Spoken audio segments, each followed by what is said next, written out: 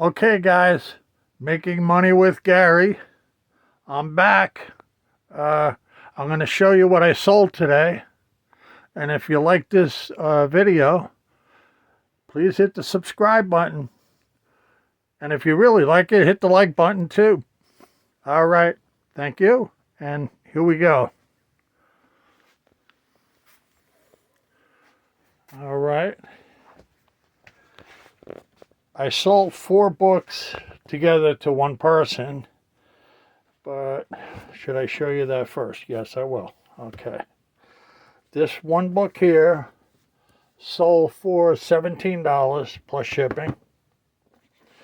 This book here sold for $18 plus shipping. And this book here, what year is that? Just curious on the year. Where am I going to find the year here?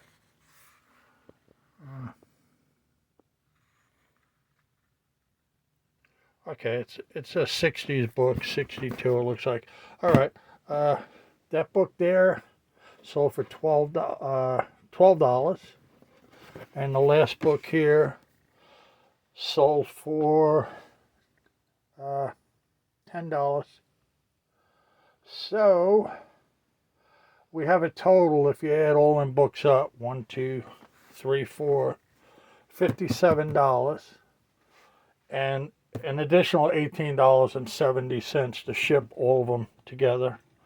It ain't gonna cost that much because I get a discount and I'm gonna package them in a way where it shouldn't cost me more than $10, right around there. So, but I got to pack them and I got to tape them, and I got rolls of tape that I pay money for, and I have poly mailers that I pay money for, and all that stuff adds up. So yeah, I mean, it probably cost me a quarter or 30 cents to mail each item. So, but it's all covered. Okay, so that's $57 profit on these books. Now this one book here, The Zone, that sold for 13. Zones. Okay. That sold for 13 to another buyer, plus $5 shipping for that book. So 13 and 57 is $70. Now I have over here, I already packaged this stuff. I got 2 orders of pine needles, and one, I believe I wrote on it so I remember, it's $48. That's a 2-pound order plus ounces. So that one box will get 4 of these big rolls and a bunch of these little rolls, and I usually give extra. Well, it has it. It's already in it. That box is sealed, but that's what's in it. Okay. This box here, 60. So that's 5 rolls. That's a 2.5-pound box. So that has five of these rolls in it, and it has probably 5 or 6 of them rolls in it. I packed that earlier. And then this right here is a large encyclopedia, which cost, somebody paid $50 for, plus $10 shipping. And that's in this bag. It's probably a 5+ pound book. It's a big book. It's got tons of pages, and it's very old. It's from the 40s or 50s. And it's a kind of a rare encyclopedia, and they paid they paid $50 and $10 shipping. So, okay, let's do the math here. $70 here. $50 here for this book.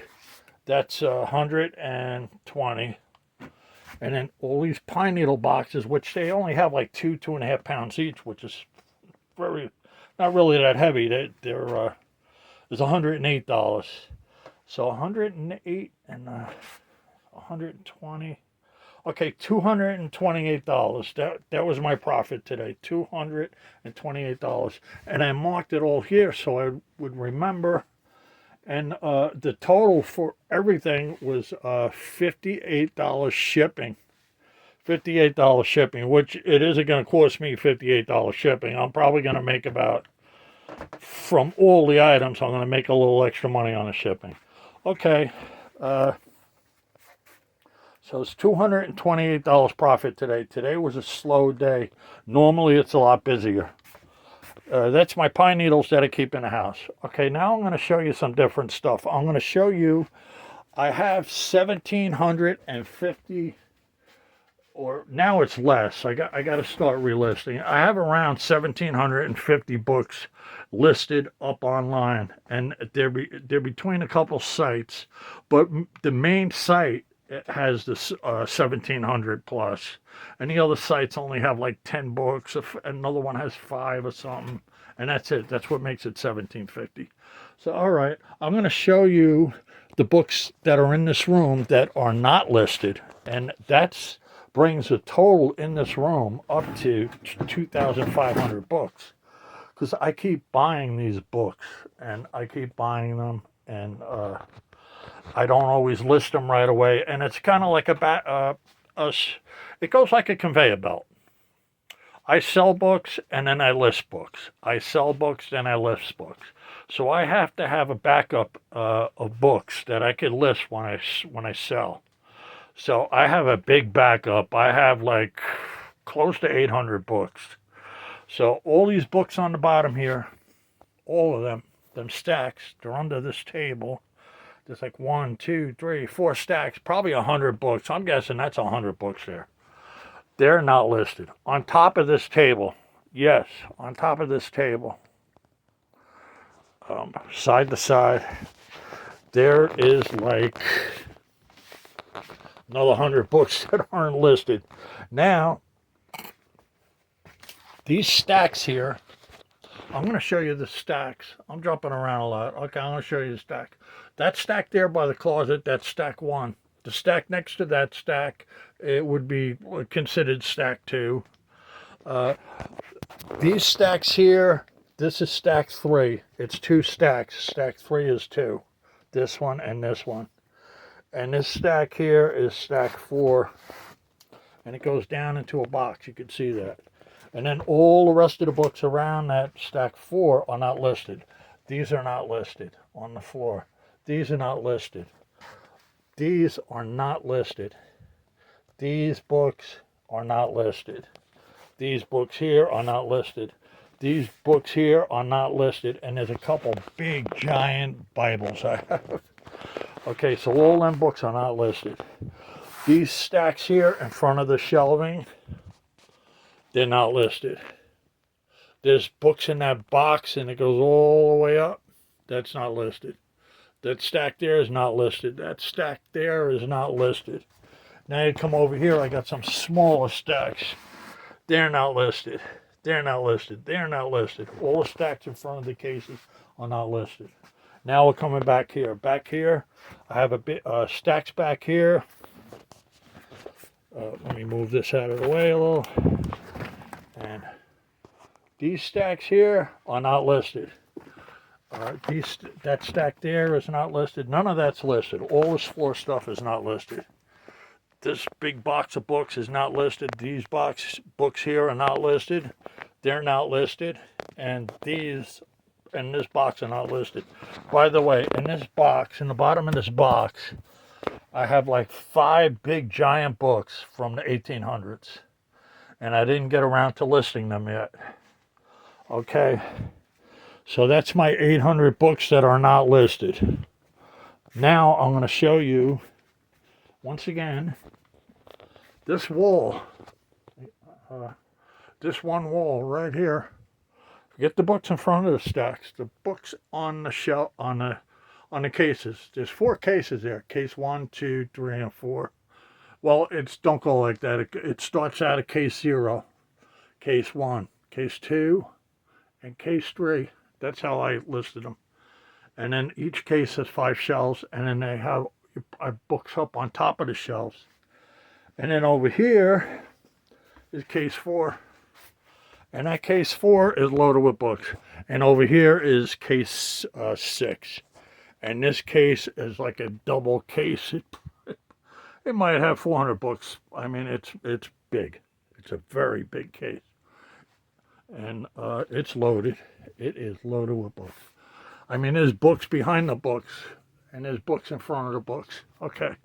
Now over here, I got case 7, which is 5 shelves, goes all the way down and all the way up and on top of it. And over here is case 8, goes all the way down, all the way up.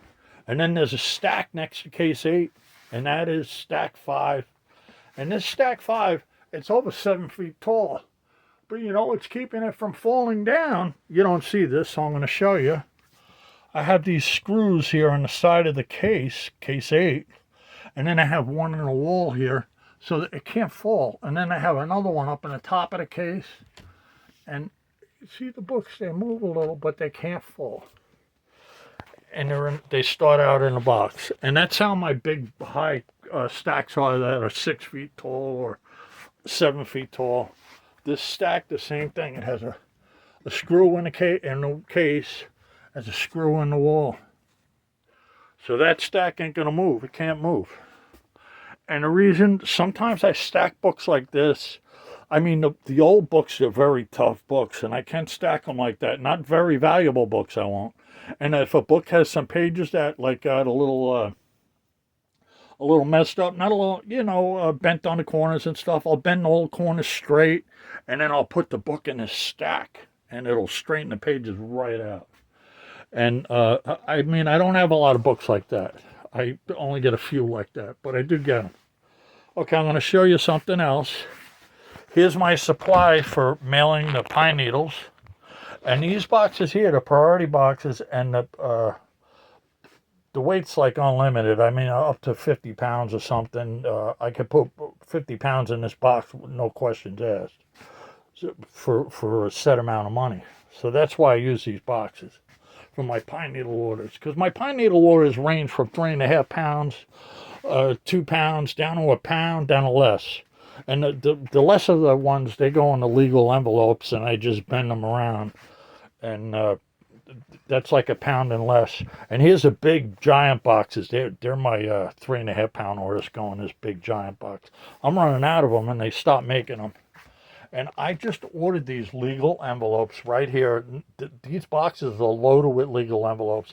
I got, I think, 500 in the box, and then 100 up on top of it, or something like that. I think it should be 600 legal envelopes, because I keep my legal envelopes over here, the legal size ones. And I mail, they're very long, and I could mail out pine needles in them when people order small amounts. I could just mail them out in them. And that's what I do. And that's how I do it. So I want to show you the tape I use. The tape I use is right here. I'm not going to show you the brand name. I'm just going to show you. I don't know if I can. Well, you can see the brand name in there. But these rolls are 110 yards each. I don't get the 55-yard rolls. I get the thinner stuff. And what I do is I'll take this box and I'll cover it with the tape. Like them 2 boxes down there, I'm going to cover them with this tape. They're going to be covered. And the same thing with that priority mail envelope. It's going to be covered with this tape. I didn't get around to it yet because I didn't pack these. When I pack these and everything's packed, everything gets taped. And these are the rolls. And I like these. I like the 110 yards per roll, 440 per package. And I go through these like crazy. I go, because I mail so much stuff out. And right here are the poly mailers. The poly mailers, I get one big size. I think it's 15 or 17 inches by so many inches. And they're big poly mailers. And what I do is I put the books in these poly mailers, and then I tape them up. But before that, I wrap them in newspaper. And then what I do is I have a big giant roll of bubble wrap in the other room. I can't have it in here. It's really big. And I'll cut up pieces off of that, and then I'll come in here and wrap the books and stuff. And here's the poly mailers. The poly mailers, I buy them by the hundreds. I buy hundreds of them.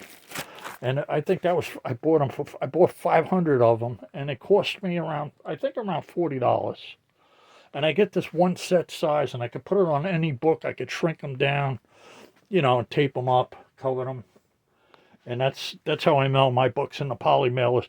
Now, valuable books like this book here, that's $50 and up. that they go in priority mail, and people get them within 3 days anywhere in the country. Same thing with the pine needles; they go anywhere in the country in 3 days. So, and also back here, I have well, I think I showed this before. There's my computer back here, and back here I have a laser printer. And with the laser printer, I can print out labels. And right here, extra rolls for the laser printer. And I can print the labels out. They print out from heat, and there's no ink involved. And then the prices on them and everything, and all I got to do is bring them to the post office, and the post office scans them that they went out in the mail, and then I get all the tracking numbers on a paper, and it automatically all goes up in the computer that all that stuff was mailed out. So that's how I do it. And what else? Right here, I got some Hemingway books. They're older books, and I got to list them. I haven't gotten around to listing them yet. There's a big giant Bible. Down there is a big giant Bible. This Woody Allen book, I just got it like a day ago. I didn't list it yet. I got to list it. There's a lot of books here. This is a set. It's a world travel encyclopedia set from, I think, 1961 or something. It's 2 books. You know, people buy, there's a lot of good pictures in there. And some people will buy some of these books for the pictures. There's analog books from the 70s and 60s, science fiction. And people will sometimes they buy books and they take the pictures out of the books, and they'll take the picture and put them in a frame or something. And like I have tons of books. I have in the bottom of that box here, I got these big giant books from the 1800s. Like, they're not real old. They're like from 1890 or 1880. But them books have tons of pictures in them. And people will buy them books and take the pictures out of there, because these pictures, you can't get these images anywhere. You can't find them. And they'll take them and put them in a frame. And who knows, maybe they sell them. They might be worth money, you know. I imagine they are. And I have a lot of people that do that, that'll buy books just to take the pictures out of the book. And, you know, an old book. Or sometimes collectors buy the books because they like them, whatever. There's Charlie Brown here. I didn't list that yet. I got to list it. But yeah, it's kind of a mess in here. So I have a total of 2,500 books total. Around 1,750 books are listed. And did I miss anything? I don't think I did. So, all right, guys. Over and out. And you could do this too. Anybody could do this. You just have to scope out the sites you're going to list the books on. Don't go for any site. Not all sites are good for listing books. And most of my books are vintage. I have a lot of books from that are 20 years or older, and the ones that ain't vintage, they got to go on different sites. Now, I would use a site like A-Books or what's the other one? Well, there's a bunch of different sites, and then I have my main site that I use for listing books. And but there are some sites you can list books on, and some sites you can't list and make money. There's too much competition, and people are giving the books away. And them sites I stay away from. I won't go to sites like that. I go to sites where I can list my books, and people look at them and they'll buy them, and I make money. You know, and what you want to do is you want to put the grade of the book. Is it good? Is it very good? Is it acceptable? You know, is it good? I try to get most of my books are the lowest grade would be good and then very good. And I always get books without writing in them. If they do have penciling or something, it's in penciling. It's not in pen. I won't grab any of them books. I don't go through that stuff. Unless it's an engineering book. The engineering books, they'll sell no matter what's in them, because people buy them. They're going to class or whatever they're doing. They'll buy them, and I'd sell them all day long for $20 each and up. All right, guys. Again, over and out. And until my next video. And like I said, if you like this video, hit the like button. Thank you. All right, bye.